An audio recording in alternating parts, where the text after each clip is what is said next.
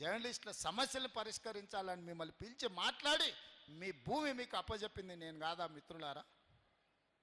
ఇన్ని పనులు 10 నెలల్లో నేను చేస్తే ఏమి చేయలేదు రేవంత్ రెడ్డి అని బండి సంజయ్ కేటీఆర్ ఇద్దరు కలిసి నోటుకొచ్చింది మాట్లాడుతారు. ఎన్నికల్లో పోటీ చేయడానికి అసలు మాట్లాడే అర్హత ఉందా అని నేను అడుగుతున్నా. మొదట్లో అధికారం బాయ్, రెండోసారి డిపాజిట్లు బాయ్, మూడోసారి నీకు అభ్యర్థి దొరకకపోయా కేటీఆర్. ఇంకా నువ్వేంది నువ్వు మాట్లాడేది ఏంది? నీకున్న అర్హత ఏంది? తెలంగాణ సమాజం నిన్ను ఎప్పుడో బహిష్కరించింది. తెలంగాణ సమాజంలో నువ్వు మనిషివే కాదు, నువ్వు ఓటర్ లిస్టులో లేనే లేవు, ఈ లెక్కలలోనే లేవు. నువ్వు లెక్కలలో ఉంటే ఎన్నికల్లో పోటీ చేసి ఉండేటోని. ఇవాళ బండి సంజయ్ అంటూ కేసీఆర్ కేటీఆర్ని ఎందుకు అరెస్ట్ చేస్తలేవని నేను అడుగుతున్న. బండి సంజయ్ని నువ్వు కేంద్ర హోంశాఖ సహాయ మంత్రివి కదా, టెలిఫోన్ ట్యాపింగ్లో ప్రభాకర్ రావు శ్రవణ్ రావు అమెరికాకు పారిపోతే పట్టుకరమని రెడ్ కార్నర్ నోటీస్ ఇప్పించి కేంద్ర ప్రభుత్వానికి పంపిస్తే ఆ కాగితం సంఖ్యలో పెట్టుకొని బీఆర్ఎస్ వాళ్ళతో బేరం చేసుకోరు. ఈ ఎమ్మెల్సీ ఎన్నికల్లో మాకు మద్దతు ఇస్తే ప్రభాకర్ రావును శ్రవణ్ రావును మేము పట్టుకరాము, లేకపోతే వాళ్ళని పట్టుకొస్తే మిమ్మల్ని కూడా బొక్కలేస్తాడు రేవంత్ రెడ్డి అని మీరు అడ్డం పడ్డది మీరు కాదా? ఇవాళ కేసీఆర్ హరీష్ను కేటీఆర్ను టెలిఫోన్ ట్యాపింగ్ కేసులో అరెస్టు కాకుండా అడ్డుకుంటున్నదే కిషన్ రెడ్డి బండి సంజయ్. ఎందుకంటే ప్రభాకర్ రావును శ్రవణ్ రావును విదేశాల నుంచి ఇక్కడికి రప్పిస్తే 48 గంటలలో ఇలా బండారం బయటపడుతుంది, అందరిని తీసుకుపోయి చెర్లపల్లి జైల్లో పెడతామని చెప్పి ఈ కాగితం అడ్డం పెట్టి బ్లాక్మెయిల్ చేసి ఎన్నికల్లో పరోక్షంగా వాళ్ళ మద్దతు తీసుకుంటున్నది బీజేపీ వాళ్ళు కాదా అని చెప్పి నేను ఈ సందర్భంగా అడుగుతున్నా. బండి సంజయ్ గారు, నీకు చిత్తశుద్ధి ఉంటే మేము గొర్రెల స్కామ్ కింద ఏసీబీలో కేసు కట్టి మేము విచారణ చేస్తే ఫైళ్ళన్నీ మీ ఈడీ వాళ్ళు తీసుకుపోయినారు. ఈడీ వాళ్ళు ఎందుకు ఈ గొర్రెల స్కామ్లో టీఆర్ఎస్ వాళ్ళని ఒక్కరిని కూడా అరెస్ట్ చేయలే? ఈ కార్ రేసుల్లో విదేశీ కార్ల పోటీలలో కోట్ల రూపాయలు కేటీఆర్ విదేశాలకు తరలించిన నేను కేసు కడితే ఎంబడే ఈడీ వాళ్ళు వచ్చి ఆ ఫైల్ అంతా తీసుకుపోయినారు. ఎందుకు ఈ కార్ రేసుల్లో కేటీఆర్ను ఈడీ వాళ్ళు అరెస్టు చేయలేదని నేను అడుగుతున్నా. టెలిఫోన్ ట్యాపింగ్లో ప్రభాకర్ రావును నిన్న మనం టీవీలలో చూస్తున్నాం. ట్రంప్ ఆ ప్రెసిడెంట్ కాగానే అమెరికాలో ఉన్న భారతీయులందరినీ అక్రమ వలసదారులని కాళ్లకు బేడీలేసి తీసుకొచ్చి దేశంలో ప్రత్యేక విమానంలో దించిపోతున్నాడు. మరి అక్రమంగా ఉన్న ప్రభాకర్ రావును శ్రవణ్ రావును ప్రభుత్వం మేము ఫిర్యాదు చేసిన వాళ్ళని ఎందుకు తెస్తలేరు? ఎందుకు మోడీ లేఖ రాస్తలేడు? ఎందుకు కేంద్ర హోంశాఖనే చేయాల్సింది పని? దానికి మంత్రిగా ఉన్నది బండి సంజయ్ గారే కదా. నేను సూటిగా అడుగుతున్న, ప్రభాకర్ రావును శ్రవణ్ రావును ఎప్పటి లోపల విదేశాల నుంచి నువ్వు రప్పిస్తావు బండి సంజయ్? 4 కోట్ల తెలంగాణ ప్రజలకు చెప్పు. వాళ్ళని తెచ్చిన 48 గంటల్లో ఇవాళ టీఆర్ఎస్ నాయకులను లోపల వేయకపోతే బొక్కలు పెట్టకపోతే చూడని నేను అడుగుతున్నా. ఇవాళ ట్యాపింగ్ చేసిన దొంగల్ని అమెరికాలో దాచిపెట్టి మీరు ఢిల్లీకి పిలుచుకొని సీకట్ల హరీష్ రావుతో కేటీఆర్తో మాట్లాడి ఒప్పందాలు చేసుకున్నది మీరు. ఇవాళ మీరా మా గురించి మాట్లాడేది? ఇవాళ టెలిఫోన్ ట్యాపింగ్ లీడ్ ఉన్న వాళ్ళందరినీ 10 నెలలైంది లోపలేసి. నిన్న బెయిల్ వచ్చింది. ప్రణీత్ రావుకు, రాధాకిషన్ రావుకు, ఇట్లా చాలామందిని దొరికినట్టే చెంచల్గూడ జైర్లపల్లిలో వేస్తే 10 నెలల తర్వాత నిన్న బెయిల్ వచ్చింది. హరీష్ రావు మీద కేసు పెడితే హరీష్ రావు కోర్టుకు పోయి కోర్టులో ఇవాళ ఆర్డర్ తీసుకొచ్చిండు, అరెస్టు చేస్తామని. నన్ను అరెస్టు చేయొద్దని హరీష్ రావు కోర్టు నుంచి ఆర్డర్ తెచ్చుకున్నాడు. మరి బండి సంజయ్ గారు, నీ శాఖలో ఉన్న నీ శాఖ అమెరికా గవర్నమెంట్కు రాసి రప్పించాల్సిన ప్రభాకర్ రావును శ్రవణ్ రావును ఎప్పుడు తెస్తావని నేను అడుగుతున్నా. గొర్రెల పెంపకానికి సంబంధించి ఈడీ దగ్గర ఉన్న విచారణలో బీఆర్ఎస్ నాయకులను ఎప్పుడు అరెస్ట్ చేస్తావని నేను అడుగుతున్నా. ఈ కార్ రేసులో కేటీఆర్ కోట్ల రూపాయలు లండన్ కంపెనీకి పంపించండు కదా, ఆ కేసు మీ ఈడీ దగ్గరనే ఉంది. ఎప్పుడు కేటీఆర్ని అరెస్ట్ చేస్తామని నేను అడుగుతున్నా. నిన్న కేటీఆర్ హరీష్ ఎన్నిసార్లు ఢిల్లీకి పోయిన రోజు చూడండి. వాళ్ళ ప్రభుత్వం ఉన్నప్పుడు ఎప్పుడు పోలే, కేంద్ర ప్రభుత్వాన్ని ఏం అడగలే. ఇవాళ ప్రభుత్వం మనం ఉంది, ఇవాళ ఆల్వై బీజేపీలను కలిసి కాగితాలు ఇస్తున్నారు మా రాష్ట్రానికి నిధులు ఇవ్వండి అని. గింత అర్థం కాదా అని ఓ కాగితం చూపించి ఓ మాట మాట్లాడుకొని వచ్చి ఇవన్నీ ఏషాలు అర్థం అవుతలేదా?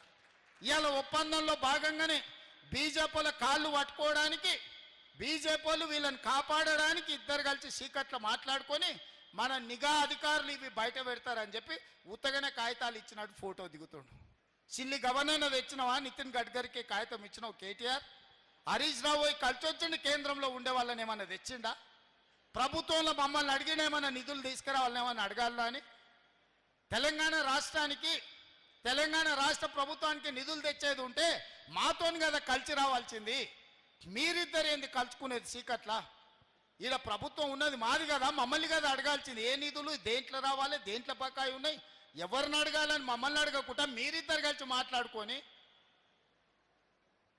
సత్రం భోజనానికి నెల్లూరు పెద్దారెడ్డి రికమెండేషన్ అన్నాడు. అంటే వెనకట్టుకోవడం సత్రంలో పెట్టేదే ఉచిత భోజనం, దానికి నెల్లూరు పెద్దారెడ్డి పెద్ద లేఖ రాసినట, మా ఫలానా మనిషి వస్తున్నాడు ఆయనకు ఉచితంగా భోజనం పెట్టురని. నెల్లూరు పెద్దారెడ్డి లేఖ రాకపోతే సత్రంలో ఉచితంగా భోజనం పెట్టరా? ఇవాళ రాష్ట్రానికి వచ్చే నిధులకు రోజు నేను ఢిల్లీతో కొట్లాడుతూనే ఉంటే నేను పోయేస్తూనే ఉంటే నేను తెచ్చేది నేను తెస్తా. నీ ఉద్దర పెత్తనం ఎందుకు కేటీఆర్ హరీష్ రావు అని నేను అడుగుతున్నా. ఇవాళ మీరు ఆలోచన చేయండి, దీని కుట్ర. ఇవాళ ఎందుకు బీఆర్ఎస్ ఎన్నికల్లో పోటీ చేయలేదు? ఎన్నికల్లో పోటీ చేయనప్పుడు వాళ్ళు ఈ ఓట్లు ఎవరికేయమంటారు? ఇవాళ ఆదిలాబాద్, నిజామాబాద్, కరీంనగర్, మెదక్లో టీఆర్ఎస్కి అసలు పట్టభద్రుల ఓట్లే లేవా? మీ ఓట్లు ఎవరికో చెప్పండి. మీరు ఎవరి పక్కన నించుంటారో చెప్పండి. మీరు మోడీని ఓడగొట్టమంటుండ్రా, లేకపోతే రేవంత్ రెడ్డిని ఓడగొట్టమంటుండ్రా, లేకపోతే వీళ్ళిద్దరిని ఓడగొట్టి మూడో అభ్యర్థిని గెలిపించామంటే ఎవరు మీ అభ్యర్థి అని నేను అడుగుతున్నా. ఎన్నికల్లో అభ్యర్థి పెట్టలేని దిక్కుమాలిన పార్టీ ఇవాళ రాజకీయాల గురించి మాట్లాడే అర్హత మీకుందా? ఆయన అసెంబ్లీకి రాడు, ఈ ఎన్నికల్లో పోటీ చేయడు. ఇక మునగాడు అంటాడు ఉప ఎన్నికలు వస్తే మా తడాక చూపిస్తామని. ఉన్న ఎన్నికల్లో అభ్యర్థి పెట్టలేని మీ బోడి పార్టీ బీఆర్ఎస్ ఉప ఎన్నికల్లో ఏందో చేస్తారంట. పార్టీ మారినోళ్ళ గురించి ఉప ఎన్నికలు వస్తే అందులో మేము గెలుస్తామని. 10 ఏళ్ళు 29 మంది ఎమ్మెల్యేలను, 20 మంది ఎమ్మెల్సీలను, 4-5 ఎంపీలను తీసుకున్నాడు చంద్రశేఖరరావు. అవునా? 2014 నుంచి 2023 వరకు 10లలో ఎమ్మెల్యేలను, ఎమ్మెల్సీలను, ఎంపీలను తీసుకున్నాడు. ఉప ఎన్నికలు ఒకటాన్ని వచ్చినాయా?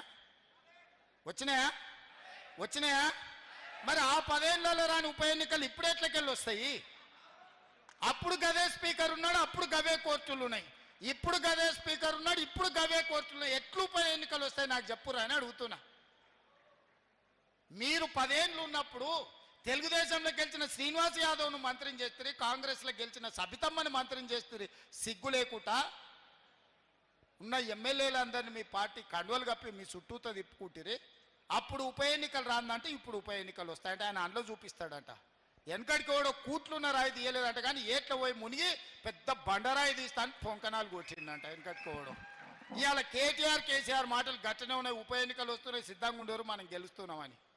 ఉన్న ఎన్నికల్లో పోటీ చెయ్యి. ఈ ఎన్నికల్లో నీ అభ్యర్థి ఎవడో చెప్పు. నువ్వు ఎవరికి ఓటేస్తున్నావు, ఎవరికి మద్దతు ఇస్తున్నావు చెప్పు చంద్రశేఖరరావు. ఉద్దర మాటలు వద్దు, ఉద్దర గప్పాలు వద్దు. నీది గతమే, నీకు భవిష్యత్తు లేదు. నీకు ఒకవేళ భవిష్యత్తు ఉంటే ఎన్నికల్లో నీ ఓటు ఎవరికో చెప్పు. ఎన్నికల్లో ఓటు ఎవరికి వేయాలనో చెప్పలేను అనివి. ఫామ్ హౌస్లో అడుకునేటోడు నువ్వా మాకు పోటీ? ఇవాళ బీజేపీ వాళ్ళు కిషన్ రెడ్డి గారికి సూటిగా చెప్తున్నా, మీరు ఓటు అడగాలంటే నువ్వు అడ్డంబడి ఆపిన మెట్రో కేంద్ర ప్రభుత్వం మంత్రివర్గంలో పెట్టాలి. నేను మెట్రోను విస్తరించి హైదరాబాదు నగరాన్ని మహానగరంగా, విశ్వనగరంగా చేయాలని మెట్రో కోసం కేంద్ర ప్రభుత్వం దగ్గరికి పోయినా మెట్రోకు అనుమతి ఇవ్వద్దని కిషన్ రెడ్డి ఢిల్లీలో మంత్రుల మీద ఒత్తిడి తెచ్చి మెట్రోకు అనుమతి రాకుండా అడ్డుకున్నాడు. ఇవాళ సబర్మతి రివర్ ఫ్రంట్ గుజరాత్లో కట్టుకురు, నమో గంగే ఉత్తరప్రదేశ్లో కట్టుకురు. ఇవాళ యమునా రివర్ను రిజర్వేషన్ చేస్తామని ఢిల్లీలో ఓట్లు అడిగి గెలిచారు. ఉత్తరప్రదేశ్లో గంగానదిని ప్రక్షాళన చేస్తారు. అదేవిధంగా గుజరాత్లో సబర్మతి రివర్ను ప్రక్షాళన చేస్తారు, ఢిల్లీలో యమునా నదిని ప్రక్షాళన చేస్తారు. కానీ హైదరాబాదులో మూసీ నదిని ప్రక్షాళన చేస్తామంటే మీరు అడ్డుకుంటారు, ఒక్క రూపాయి ఇవ్వరు.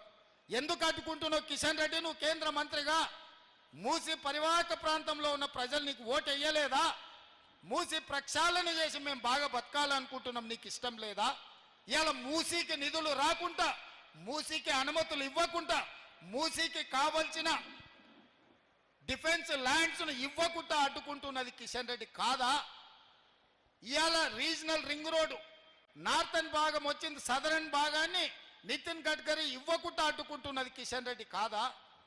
ఇవాళ పాలమూరు రంగారెడ్డి ఎత్తిపోతల నీటి కేటాయింపులను, సమ్మక్క సారలమ్మ ప్రాజెక్టు కేటాయింపులను, సీతారామ నీటి కేటాయింపులను అడ్డుకుంటున్నది కిషన్ రెడ్డి కాదా? ఇవాళ వీటికి ఏటికి అనుమతులు ఏమి ఇస్తలేడు కిషన్ రెడ్డి.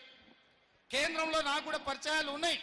నేను కూడా 2019 నుంచి 2024 వరకు ఎంపీగా ఉన్నా. ఆ బీజేపీలో ఉన్న మంత్రులు ఎంపీలు నాకు తెలుసు, చాలామంది కలిసినప్పుడు నాకు షోలో చెప్తున్నారు, మీ కిషన్ రెడ్డి వద్దంటున్నాడా, మేమేం చేయాలా, ఇస్తే కాంగ్రెస్కు పేరు వస్తుంది, రేవంత్ రెడ్డికి పేరు వస్తుంది, మీరు ఇవ్వద్దు, మీరు ఇవ్వకుంటేనే రేవంత్ రెడ్డిని మేము బద్నాం చేస్తాం అని వాళ్ళ మంత్రులే నాకు షోలో చెప్తున్నారు. ఇదా కిషన్ రెడ్డి నీ నీతి? ఇదేనా నువ్వు తెలంగాణకు చేసిన సాయము? ఎప్పట్లోగా నువ్వు మెట్రో రైలుకు అనుమతి తెస్తావు? ఎప్పట్లోగా మూసీకి నిధులు తెస్తావు? ఎప్పట్లోగా రీజనల్ రింగ్ రోడ్డును అనుమతిస్తావు?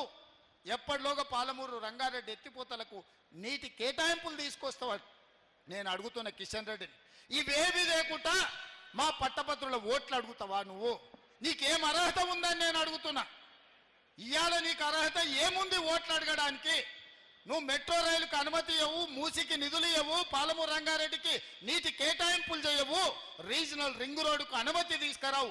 ఏది తీసుకురాని దద్దమ్మ కిషన్ రెడ్డి, నీకు ఓట్లు అడిగే అధికారం ఎక్కడిది తెలంగాణ రాష్ట్రంలో అని నేను అడుగుతున్న మిత్రులారా. ఇవాళ గుండెల మీద చేసుకొని ఆలోచన చేయండి. ఈ తెలంగాణను అభివృద్ధి చేసేది, ఈ తెలంగాణ ఆత్మగౌరవం నిలబెట్టేది కాంగ్రెస్ పార్టీ కాదా? మీరు ఆలోచన చేయండి. మీ సోదరుడుగా, మీ వాడిగా 10 నెలల్లో ఒక్క రోజైనా సెలవు తీసుకున్నానా? ఒక్క రోజైనా ఈ సమస్యల్ని వదిలి పక్కన కూర్చున్నానా? 2023 డిసెంబర్ 7 నాడు బాధ్యత తీసుకున్న నేను ఈ రోజు వరకు ఒక్క గంటన్న ఎప్పుడైనా సెలవు తీసుకున్నానా? ఎప్పుడైనా పని చేయకుండా ఊరుకున్నానా? మీకోసం ఎన్నో ఏళ్ళ నుంచి పెండింగ్ ఉన్న బీసీ కులగణన, మాదిగ ఉపకులాల వర్గీకరణ, రైతు రుణమాఫీ లాంటి సమస్యలను, నిరుద్యోగ సమస్యలను పరిష్కరించడానికి నేను నిరంతరం పనిచేస్తున్న మిత్రులారా. ఇదంతా నేను చెప్పింది నిజమైతే మీరు గుండెల మీద చెయ్యి పెట్టుకొని ఆలోచన చెయ్యండి. నేను చెప్పింది నిజమైతే నన్ను గెలిపించండి. ఈ ఎన్నికల్లో ఇంకా బలంగా పనిచేయాలంటే, నా మనోధైర్యం పెరగాలి అంటే, అవసరమైతే ఢిల్లీలో మోడీతో కొట్లాడాలి అంటే ఈ పట్టభద్రులు అండగా నిలబడండి. మీరు అండగా నిలబడితే ఇక్కడ కేసీఆర్ని కాదు, అక్కడ మోడీతోనైనా కొట్లాడి మనకు నిధులు నీళ్లు తీసుకొచ్చే బాధ్యత నాది. మీరందరూ అండగా నిలబడండి. ముఖ్యంగా మా ఆడబిడ్డలు ఈడ ఉన్నారు. ఆర్టీసీలో బస్సు ఉచితంగా మా ఆడబిడ్డలు ప్రయాణం చేస్తే 150 కోట్ల మంది ఆడబిడ్డలకు 4,000 కోట్ల రూపాయలు బస్సుల్లో ఉచితంగా నేను ఇస్తే నాకు ఓటేయండి. మీకు బస్సుల్లో ఎవరైనా టికెట్ పైసలు అడిగితే నాకు ఓటు వేయొద్దని మా ఆడబిడ్డలకు నేను చెప్పదలుచుకున్నా. 200 యూనిట్లు మీ ఇంట్లో ఉచితంగా కరెంటు వస్తే నాకు ఓటేయండి, లేకపోతే నాకు వద్దు. మీ అమ్మని అడగండి, ఇంటికి పోయినాక 500 రూపాయలకు సిలిండర్ మా ఆడబిడ్డలకు వస్తే ఓటు నాకేయండి, లేకపోతే ఓటు ఇయ్యకండి అని చెప్పి మా ఆడబిడ్డలను అడుగుతున్నా. స్వయం సహాయక సంఘాలను 67 లక్షల